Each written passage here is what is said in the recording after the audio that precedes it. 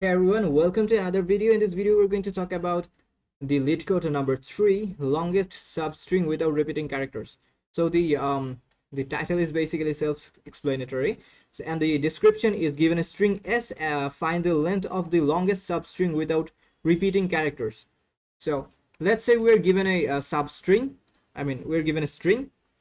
From this string, we'll have to find such substring which does not have any repeated character in itself, and we'll have to find the maximum length substring from the whole string. So first thing is to check whether a character is repeated in a substring or not. To check this, we'll have to use a hash set. Let's say this is a hash set, and we will be using a two-pointer method to keep moving forward. Let's say we have a pointer right here, one pointer here and another pointer here. So first it will check that if this a element exists in this set or not. If it does not exist, then it will just simply insert this element in the hash set.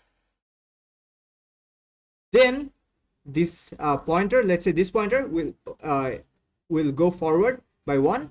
Then it will again check if this element exists in the hash set. No, it does not. So again it will just store it will just push this element in the hash set. Then again it does not exist in the hash set, so it will be pushed in the hash set. Then finally, when we come here, we see that this a element does exist here. So what will happen in this case? In this case, before moving forward or before doing anything else, first we will have to store this length of this subarray somewhere, because currently this is our longest subarray without repeating any character. So for this, let's say we have another variable called result, res. So currently the length of this subarray is 3. So what we will do is we will store we'll store 3 in our result. Now after storing this result, the length in our result, what we will do is we will keep subtracting element. We will start subtracting element from our hash set until this a element is getting deleted from here. So until this a element is getting deleted from here, we will keep subtracting element from our hash set. So now after this a element got deleted, now we have this a. Again we have this a does not appear here now, because as we already deleted this element. So now again we will push this element here. Then we will again move forward. Again we will see that this b element exists in the hash set.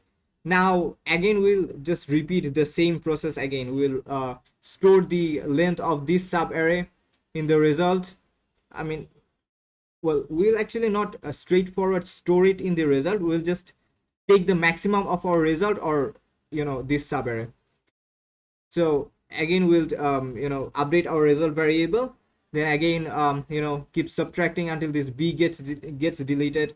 Again we'll add more element and keep checking over and over again. That's how the process will keep moving forward. So let me code here. So for this we need two variables, two pointers, l and r. Then we need a variable called result, where we will basically store our result. Then we will need a set to check the repetition of characters. So now while our r is less than s dot length, if our set does have the s of r, now here will be one condition, here will be one condition, and if it does not have, I'm going to write the else part first here. If it does not have the s of r element, then what it will do is simply add that element in our set, and we will increment r by 1.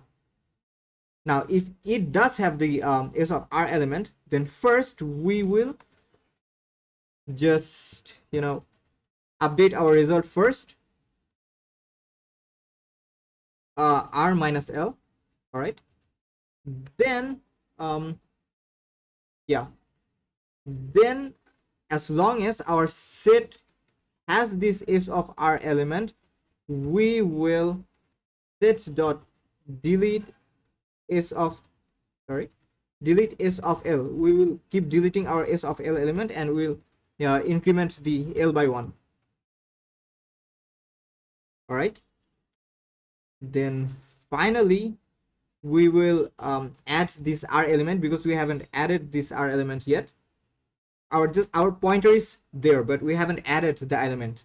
All right, so we add the s of r, and then we'll increment our r by 1. So there is one case might happen, which is, let's say, a, b, and c. There is no repeated characters here. This might also be a case. So to check this condition, what we will have to do is, at the very end of our code, we will just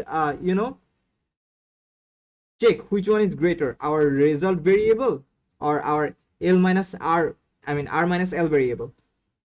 So then we will just return our result. I hope I did everything correctly here. Let me just run this program. All right, as you can see, it does get accepted by the example test cases. Now let me submit the problem. Yeah, it does get accepted, as you can see. So this problem might seem a little bit tricky if if you're solving it for the first time, but I hope I was able to explain it well. If you have any question, please let me know in the comment section, and thank you so much for watching.